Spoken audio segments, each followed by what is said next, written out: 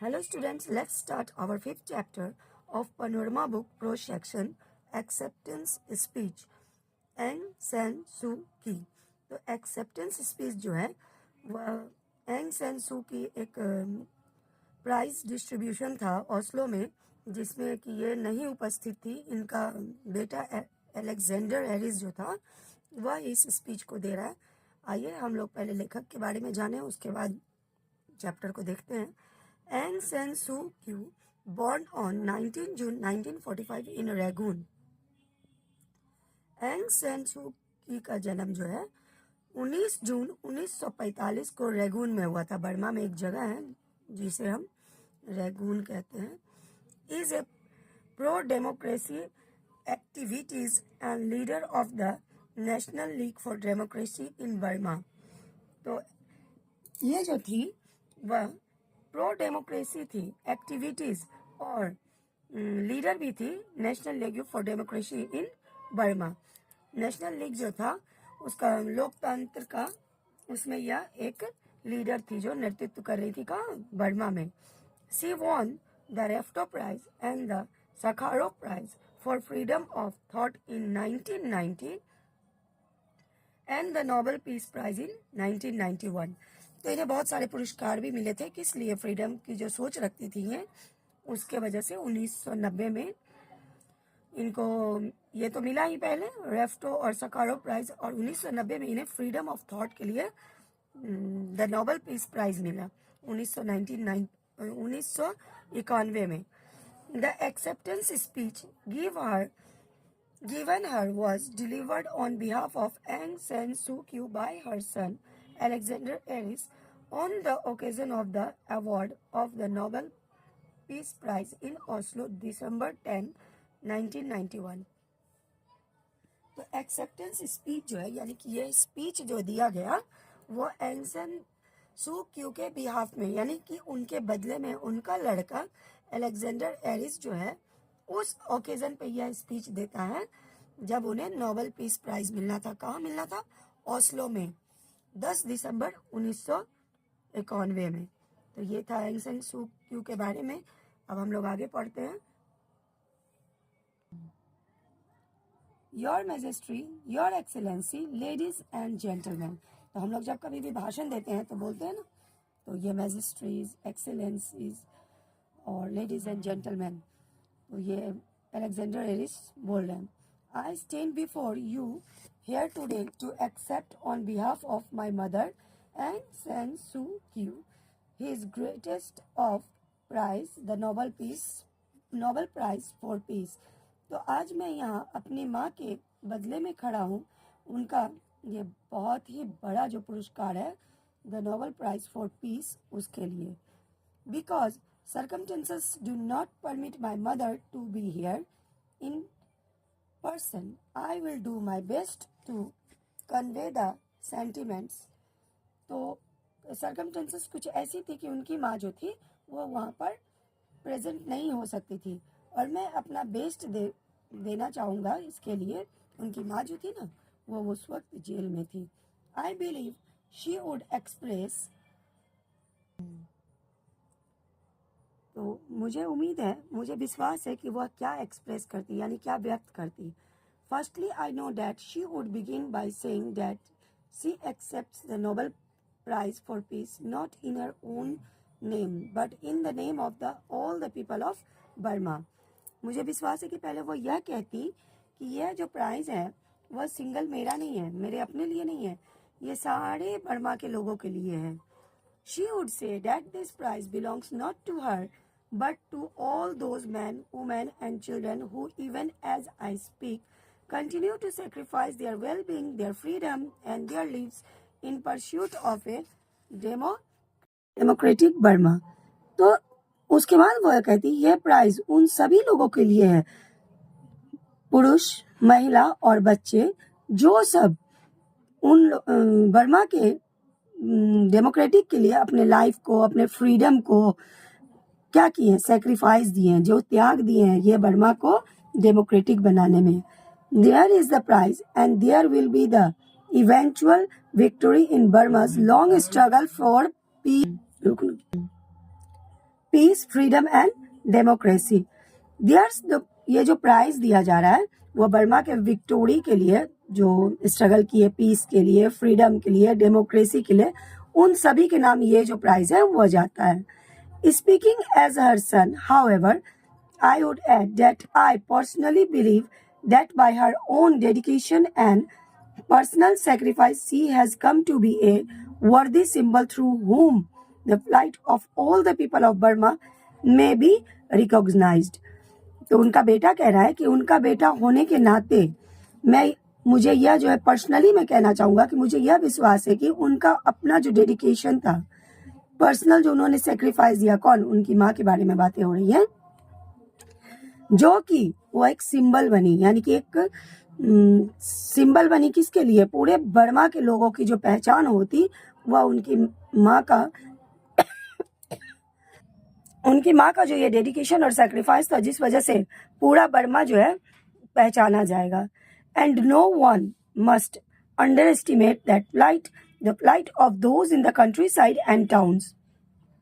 और किसी को भी यह जो मुसीबत का घड़ी था उसे नहीं भूलना चाहिए, चाहे वो कंट्री साइड में हो या टाउन में हो या गांव में हो कि शहर में हो। Living in poverty and destitutions, those in prison, battered and tolerate the plight of the young people that hope of Burma, dying of malaria in the jungles to which they have fled, death of the Buddhist monk beaten and dishonored। तो ये हम लोगों को, मतलब Burma के लोगों को कभी नहीं भूलना चाहिए कि वहाँ जो परेशानी थी, जो समस्याएं थी, कि लोगों को किस तरह से प्रिजन में यानी कि जेल में बंद किया जाता था, बुरी तरीक़ा से पीटा जाता था, किस तरह से टॉलरेंट किया जा रहा था यंग पीपल को। कुछ लोग ऐसे थे जो परेशान होकर जंगल की ओर भाग गए थे, मलेरिया था, उन्हें मलेरिया से मर रहे थे, उनका इलाज नहीं हो पा रहा था। बुद्धिस्ट मॉन्क्स जो थे, यानी बुद्धिस्ट साधु संत जो थे, उन्हें मारा जा रहा था, उनका अनादर किया जा रहा था। Nor should we forget the many sincere and highly respected leaders besides my mother who are all incarcerated. तो हमें उन्हें नहीं भूलना चाहिए, तो हमें वह भी नहीं भूलना चाहिए कि किस प्रकार से हाईली लीडर्स जो थे, उनकी माँ और रेस्पेक्टेड जो लीडर्स थे, सीनियर थे उनकी माँ से, और उनकी माँ भी साथ में, किस तरह से उन्हें कैद किया गया। It is on their behalf that I thank you from my heart for this supreme honour. तो मैं तहे दिल से उनके बदले में आप लोगों को धन्यवाद देना चाहूँगा यह सुप्रीम ऑनर के लिए। The Burmese people can today hold their heads a little higher in the knowledge that in this for distant land their suffering has been heard and heeded।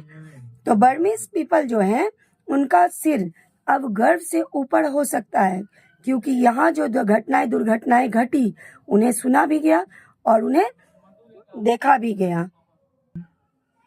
We must also remember that the lonely struggle taking place in a heavily graduated compound in Rangoon is part of the much larger struggle worldwide। तो हमें यह याद रखना चाहिए, जो lonely struggle था, यह जो है ना एक व्यक्तिगत स्ट्रगल नहीं था कि मान लीजिए हम अपने से परेशान है, ऐसा कोई बात नहीं था। यह जो स्ट्रगल था वह वर्ल्ड वाइड स्ट्रगल था, सभी के लिए था। For the emancipation of the human spirit from political tyranny and psychological सब्जेक्शंस।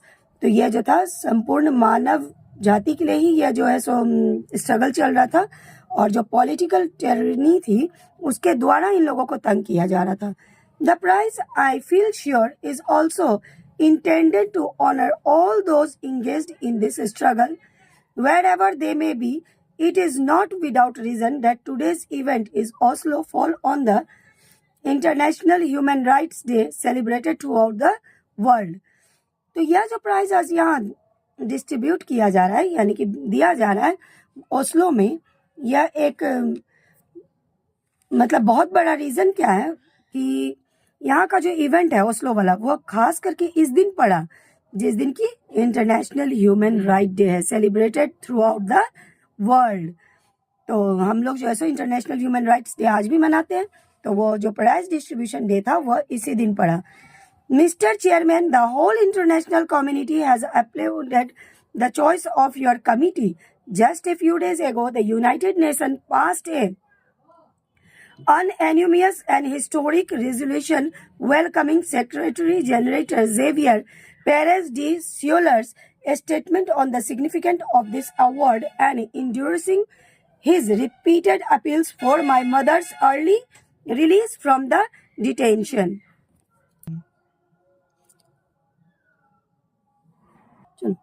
वो कह रहे हैं मिस्टर चेयरमैन का होल जो इंटरनेशनल कमेटी था वह जो है कुछ ही दिन पहले वहाँ से एक लेटर आया था यूनाइटेड नेशन की तरफ से, एक जो है ना ये पास हुआ था, नोटिस पास हुआ था जिसमें कि उनकी माँ को रिहा करने का भी ऑर्डर था। जो ये थे यूनाइटेड नेशन के सेक्रेटरी जनरल जो थे उनके स्टेटमेंट में क्या था, उनको यह बताना था कि यह अवार्ड कितना महत्वपूर्ण है, कितना बड़ा प्राइज है, ये कितना बड़ा अवार्ड है।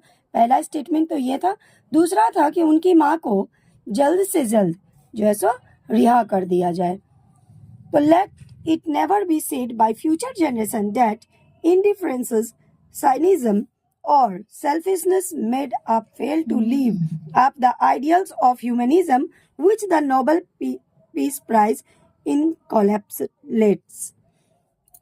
तो हमें यह नहीं, फ्यूचर जनरेशन को यह नहीं कहने देने का मौका होना चाहिए कि यहाँ पर जो लोग थे वो सेल्फिश थे और ह्यूमनिज्म जो है यानी कि मानवता जो है सर्वोपरि है। और यह प्राइस जो है इसमें ऐसा नहीं है, जैसे देखिए इनकैप्सुलेट मतलब क्या हुआ, एक प्राइज में कितना ज़्यादा चीज़ डाला हुआ है। जैसे कि एक कैप्सूल में बहुत सारे चीज़ होते हैं, जैसे उसको खोलिएगा तो उसमें बहुत सारी चीज़ें मिलती हैं, उसी प्रकार इस प्राइज में इतना सारा चीज मिला हुआ है जिसमें सबसे महत्वपूर्ण क्या है, ह्यूमनिज्म है।